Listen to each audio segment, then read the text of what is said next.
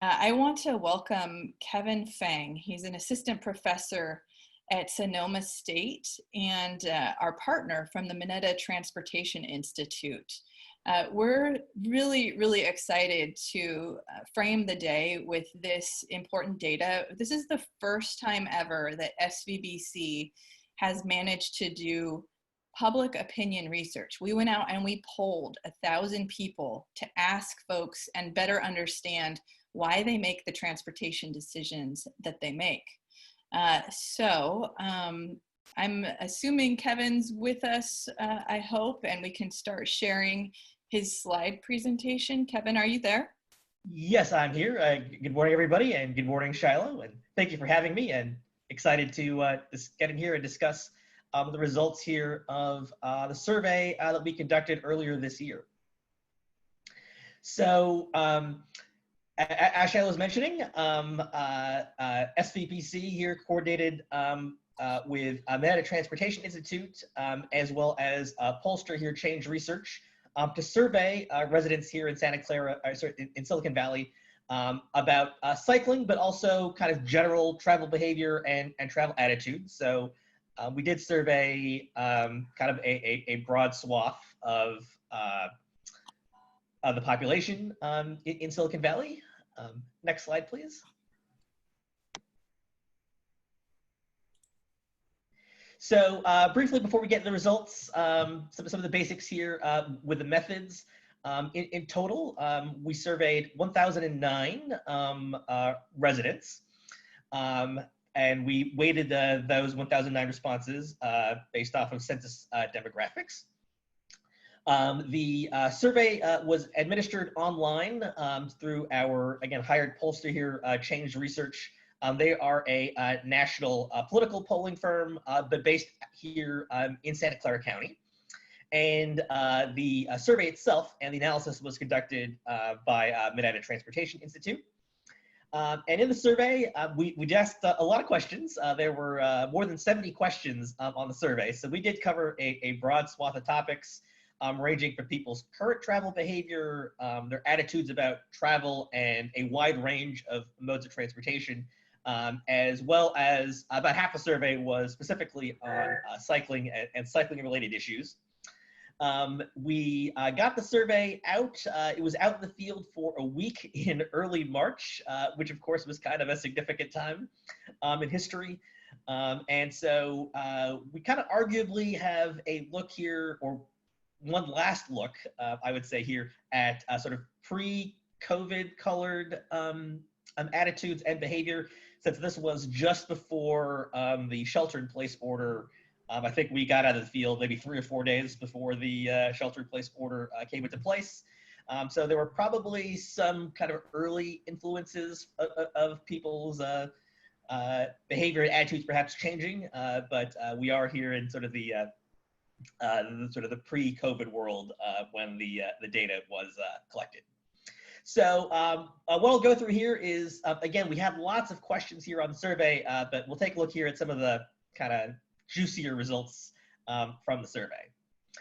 So I will start off here by taking a look at some of the data that we gathered here on the amount of cycling that goes on in Silicon Valley. And perhaps something that is maybe a little bit exciting is our survey indicated that cycling is a broader activity than some of the traditional data sources that we rely on might indicate. So we obviously rely on census data, American Community Survey data to tell us what modes of transportation people use.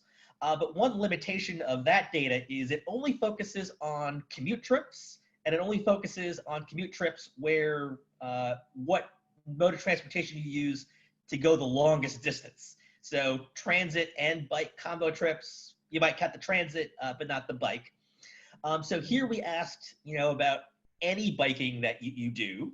And so we found that, triple the census number, so 6.7% of residents bike to go to any destination. We also asked about recreation. That was 8.5%. And so in total, for any purpose, whether it's utilitarian or for recreation or exercise, it was 12.5% of the respondents cycled for any purpose. So that's kind of a larger slice of the world, the population here in Silicon Valley than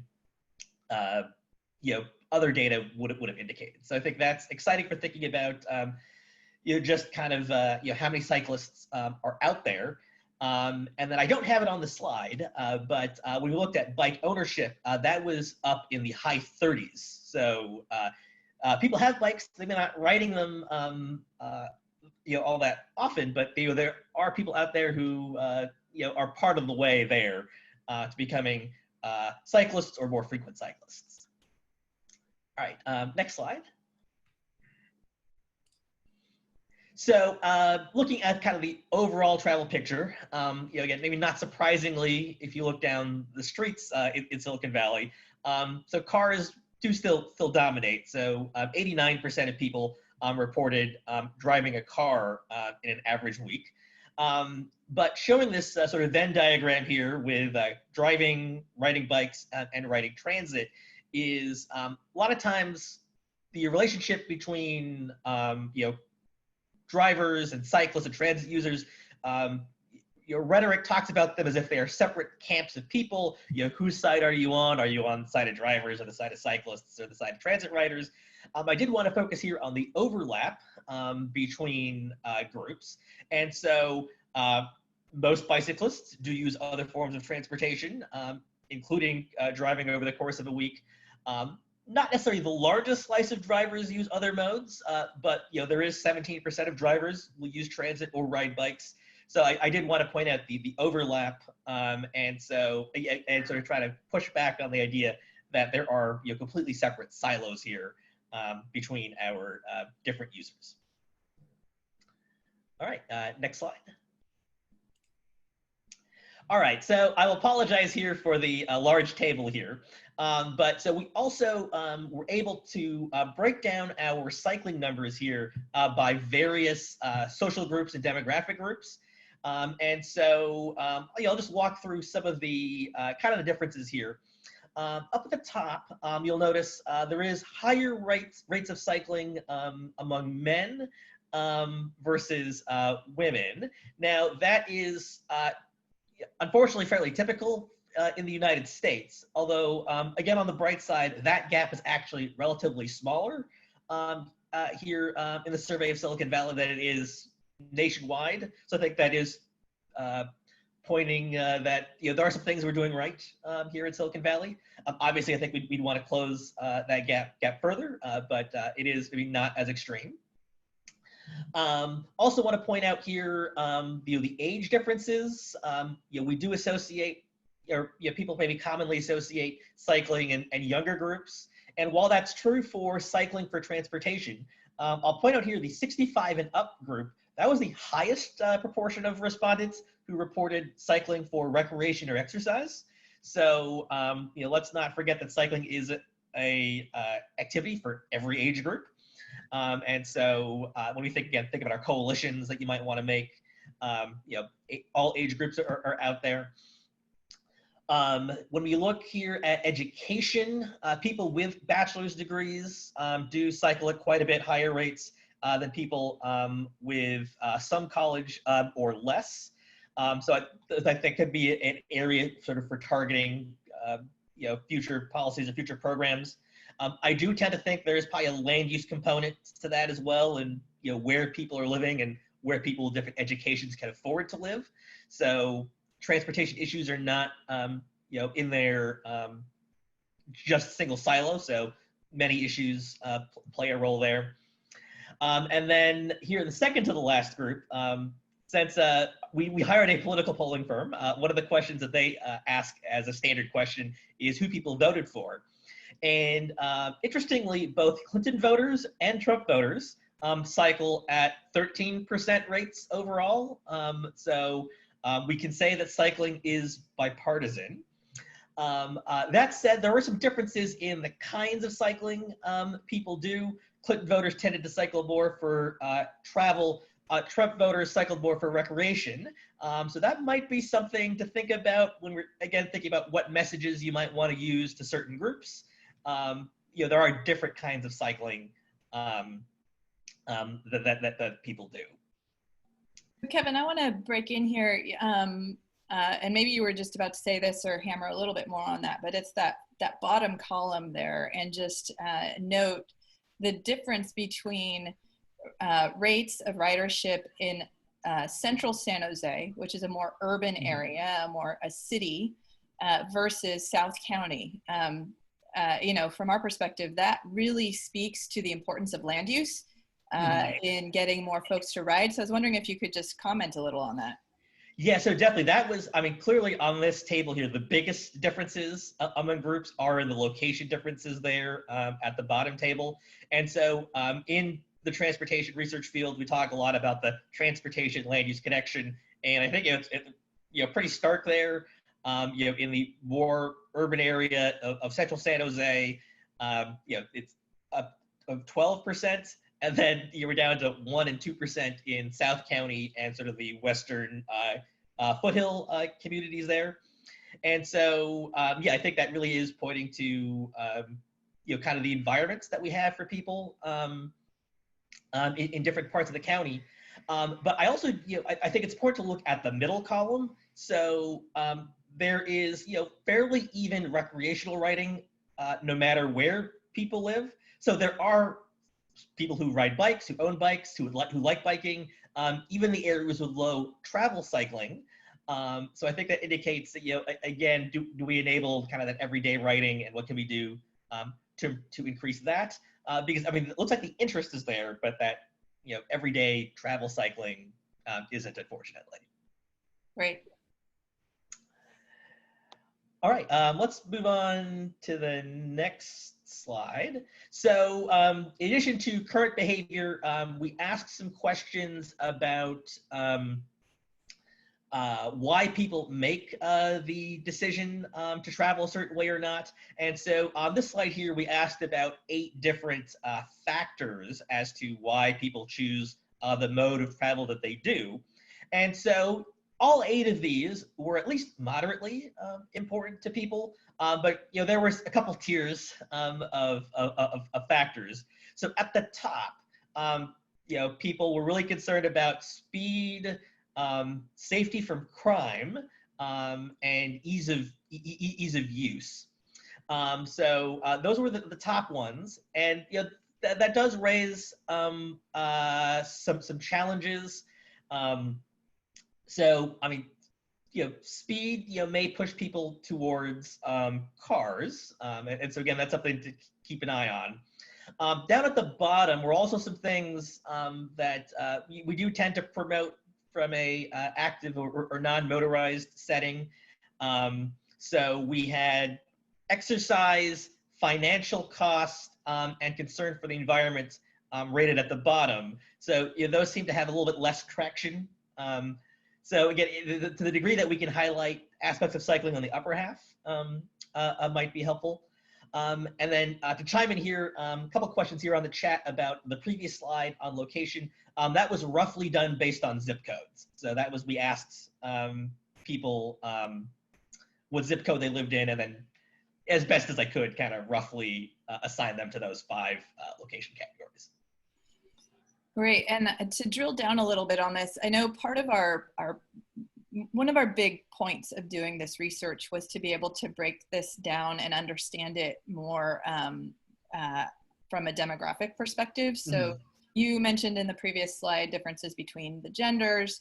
I'm wondering if you could talk a little bit more about differences in what causes people to choose their transportation mode based on ethnicity, because going back to gender, if I remember correctly, women generally rated all of these higher than men. So that's interesting to note. But then were there some interesting things that popped out in terms of differences between ethnicities? Yeah, so I mean, there were, again, I think for most groups, everything rated at least moderately important to, a little bit more important. I do think the gender piece, I mean, we saw sort of some similar gender differences among all ethnicities. So I think, so definitely, I think that the gender piece, for whatever reason, is the one that struck me the most. And so but yeah, there were definitely some notable differences there. And I remember, so just to hammer here, because I think this is an important point, speed, and this isn't surprising to us, but speed is the number one reason people choose, that's the number one factor people use in choosing their transportation mode. And cars tend to be fast and bikes tend to be not so fast. And so that is a reality we have to face when we're trying to figure out how to move people out of cars, is they are using speed as their number one determinant. And then the other one that struck me when I was looking at the data was that, safety from crime is distinct from safety from crashes, was rated number 2. And as you might suspect, it was Latino men and Asian and Latina women who rated safety from crime as a higher factor in determining how they choose their transportation mode. So, as we're trying to figure out how to move people, this is just important data for us to factor in. Yes, and that was something that I think was important to measure was, particularly, I mean, this is something we pay a lot of attention to in sort of the transit world, is the safety from crime aspect. So we really wanted to ask about kind of both issues. Kind of getting at the speed piece, and this might address a couple of questions going on in the chat. It was on the next slide. We asked some questions about people's preferences for cars. And so this is, again, on the challenge side of things. So we had clear super majorities of people reporting that, they feel like they need a car for various reasons, whether it's to do the things they like to do or need to do, carry cargo or other people, or because they enjoy driving a car. That was a little bit less strong, but that was still, we're talking 64% of respondents agreed or strongly agreed with that. So there are some strong pro-car attitudes to deal with. And then I think I did throw some stats here on this one, so if you advance it one more. So some of the kind of subgroup differences here. So looking here at Hispanic men versus Hispanic women. So general men enjoy driving cars more than women did on the survey. Trump voters really liked driving cars. And so there were a number of these nuances here. And I did want to address one of the questions in the chat about Black respondents. We did have responses, but given the Black population is about 2% of Santa Clara County residents, we had about 15 out of the 1,009 responses, which was a little bit excessively high on the margin of error that I did not include that on the results here. So we asked about car issues. We also asked about some potential barriers to cycling. So a few popped up as people agreed with were barriers. A few people did not agree that were barriers. The ones that people did think were barriers, getting back to the land use piece, and I think I saw a quote on this in the chat. People mentioned destinations not being within biking range. So by 14 percentage points, people agreed with that idea. By 29% margin, people thought there wasn't enough secure bike parking. Interestingly, there were some professional concerns about being too sweaty for your job when you get there, or about cycling and then work clothes, and then sort of a need to be in shape. So there was a physical aspect as well. On the positive side, some things that people did not think were barriers were weather, physical limitations, the association of cycling and poverty, and cycling and coolness as an angle. To address the last couple points here in the chat, we did ask questions about whether people had negative car opinions too, and there were some. And we also did ask whether people perceived cycling to be safe, and it was sort of kind of evenly split for adults. although people clearly did not think cycling was safe for kids in Santa Clara County. We'll get to that in a moment.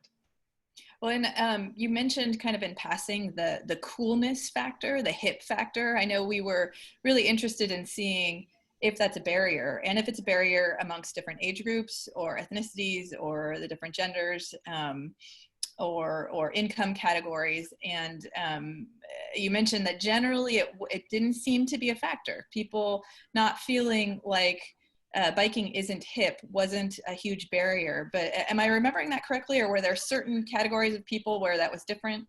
Yeah, that one, there was generally low agreements among groups for that one. Now, when you're asking a question like that, there is, are people actually telling you what they think or what you want to hear? But so generally that one did not, kind of rise to the top in terms of a potential barrier. But yeah, I think, the comment here on the chat, but some of these are fixable or more easily fixable. So the bike parking, perhaps workplace measures. The land use one, again, that gets to one of the tougher problems. And I believe I have one more. Oh, I have two more slides. Okay, so we also asked about people's comfort on various types of cycling infrastructure. And so I think kind of the point I use in the report that is forthcoming on this data is bike lanes, they're nice, but maybe they're not enough. So here we've got how comfortable people would be about the idea of riding on bike lanes next to traffic of varying speed. And then even at 25 miles an hour, sure, most people were at least somewhat comfortable, but those darker greens, comfortable and very comfortable, not necessarily a large group there. And then once we got to 35 miles an hour, we're talking less than a majority were comfortable, and then let alone 45 miles an hour. And we have many high-speed roads in Santa Clara County. We did ask, though, about theoretically how comfortable people would be on various advanced cycling infrastructure, so protected bike lanes, parking buffered bike lanes, or fully off-street paths. And people were much more comfortable with the idea of riding on those facilities if we could get those built. Now, I will say, now this data here was for all respondents. People who bike now rated every kind of facility as more comfortable than the public at large. But of course, if you're trying to convert non-cyclists to cyclists, you're going to have to convert the people who are going to be less comfortable with the idea of riding in certain situations. And so, bike lane is better than nothing. But if you're wanting to get to kind of majority comfort, some of the more advanced strategies, which you are starting to see in Silicon Valley, are have higher comfort. And then finally here, which I think certain people in the room may be particularly interested in, a couple of our questions pointed to the idea that we really need to be thinking about making our transportation system more amenable to biking for kids. So one thing that really surprised me, although maybe it shouldn't have, on the left, we asked where people were from, where they grew up. And so people who grew up in California cycle a lot less than people who live in Silicon Valley now, but grew up in another US state or in another country. Now, with in other countries, you figure, okay, maybe there's an economic aspect a little bit there, but we're comparing California to other states, and so people bike at about a 50% greater clip if they were born outside of California. That's telling us that cycling conditions maybe aren't great to get people cycling as a kid in California. And then on the right, we asked, did you bike as a kid? Did you bike as a teenager? Did you not bike at all when you were younger? And so when you got kids to bike as kids, they bike more as adults. And particularly if you get them to ride all through being a kid and a teenager, those folks bike the most today. So I think that maybe points towards programs aiming at whether it's middle schoolers or high schoolers to get them to keep cycling. And so that might be an area of emphasis that I would look at moving forward. Yeah, and that last point I really love, and it seems obvious to a lot of us that if you learned to ride as a child and you continue riding through middle school and high school, then you're much more likely to be riding as an adult. But it really speaks to the investments that we need to be making in Safe Routes to Schools programs, right? Mm-hmm. Yeah. Yeah, and